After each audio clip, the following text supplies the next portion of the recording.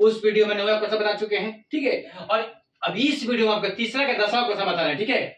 L बराबर 28 दिया है, एस बराबर 144 है।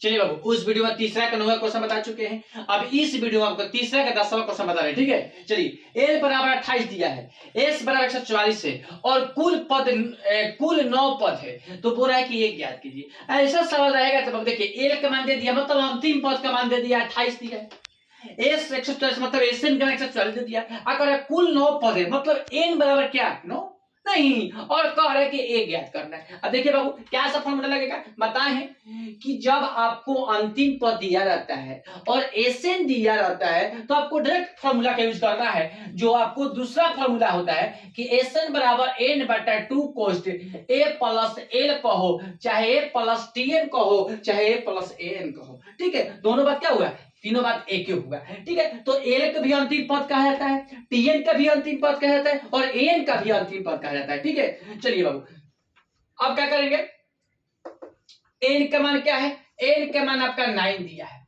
क्योंकि कुल 9 पद है, मतलब एन बराबर क्या 9 हो जाएगा। तो देखिए एन के मान 9 तो 9 बटा 2 हो जाएगा, और ए के मान क्या, ए आपको निकालना है तो ए लिख देंगे, और प्लस ए का मान क्या दिया है, अंतिम पद आपका 28 दिया है, बराबर क्या 144। मतलब अब एसएन का मान क्या दिया है 144 दिया है नहीं। अब चलिए, अब क्या करेंगे, ए प्लस 28, ए प्लस 28 बराबर 144। देखिए बाबू, ये आपका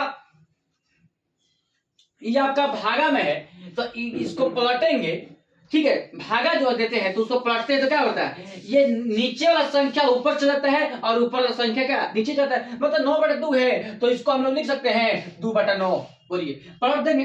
भाग में भाग जब बनाते हैं हम लोग, बटा का भाग बनाते हैं तो क्या करते हैं, पहले हम उसको पहले वाला संख्या को लिख लेते हैं, और जो दूसरा संख्या होता है उसको पहले भाग जहां होता है उसको हम लोग गुना का प्रयोग करेंगे, और उसके बाद जो लास्ट वाला जो संख्या होता है उसको क्या करते हैं पलट देते हैं। मतलब कि 9 बटा 2 है तो उसको 2 बटा 9 कर देंगे, 4 बटा 9 है तो 9 बटा 4 कर देंगे, नहीं वैसे इसको कर देंगे बाबू। अब चलिए, अब इसको कटा देंगे, 9 के पहाड़ा में कटाएंगे, कितना लाइन कटेगा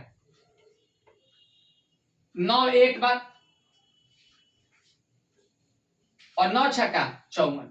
मतलब अब देखिए, अब क्या करेंगे, ए प्लस 28 बराबर क्या हो जाएगा 16 दूनी 32, माने 9 के पहाड़ा में 16 हाली में 144 आता है, 44 से, और 16 दूनी क्या 32 हो गया। मतलब ए प्लस 28 बराबर क्या हो जाएगा 32 हो जाएगा। आप क्वेश्चन कर रहे हैं कि ए ज्ञात करिए, तब देखिए इसको लिख सकते हैं, इसलिए ए बराबर 32 से ये प्लस में है, इधर अगर तक आगे माइनस में, तो मतलब क्या हो जाएगा 4। मतलब अब आपको ए के मान क्या आ गया 4 आ गया, और क्वेश्चन क्या बोल रहा है कि ए ज्ञात कीजिए। जब ऐसे सवाल देखो कुल 9 पद रहेगा तो आपको बाबू क्या मानना है, एन के मान मानना है, एन बराबर क्या 9 दिया है, और क्वेश्चन करे कि ए ज्ञात कर। देखिए तो ए बराबर क्या आ गया 4 आ गया, यही क्वेश्चन कर रहा था बाबू।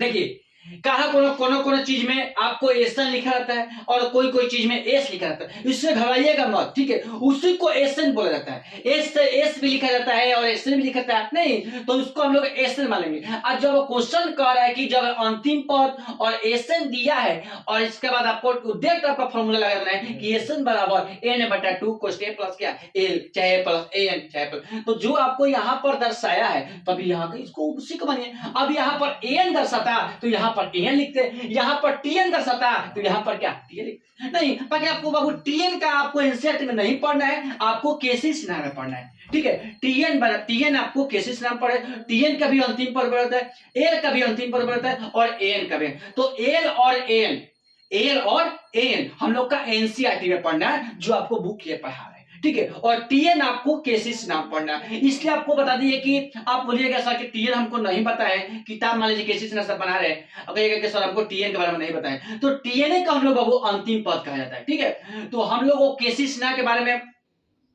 क्योंकि देखिए बाबू हम जो विषय आपको मेन जो विषय होता है एनसीईआरटी उसी बुक से हम पढ़ाते हैं, ठीक है, केसी सिन्हा से नहीं पढ़ाते, तो इसलिए आपको चर्चा कर दे कि आप मान लीजिए कभी भविष्य में आपको केसी सिन्हा समेत बनाना होगा तो आपको इसको मान लीजिए कि टीएन, तो टीएन का मतलब बाबू होता है एल, एल कहो चाहे एन कहो चाहे टीएन कहो, नहीं इतना समझ में आ गया होगा। चलिए बाबू इसको बोर्ड पे उतार लीजिएगा। आपको तीसरा का 10वां क्वेश्चन खत्म हो चुका है। ठीक है, अब कल से अब आपको नेक्स्ट वीडियो मिलते हैं बाबू, चौथा क्वेश्चन कल से बताएंगे। ठीक है, इस चैप्टर में आपको 20 गो क्वेश्चन है। इस चैप्टर कितना क्वेश्चन है? 20 गो क्वेश्चन है, जिसमें आपको तीसरा का 10वां क्वेश्चन खत्म कर चुके हैं। अब कल से चौथा बताएंगे, पांचवा बताएंगे, छठा बताएंगे। ठीक है, लगातार आपको बताएंगे। इसके बाद 20 सवाल है, इसको टॉपिक जब खत्म कर देंगे तो आपका एक का क्रैश कोर्स पढ़ाएंगे। ठीक है, चलिए।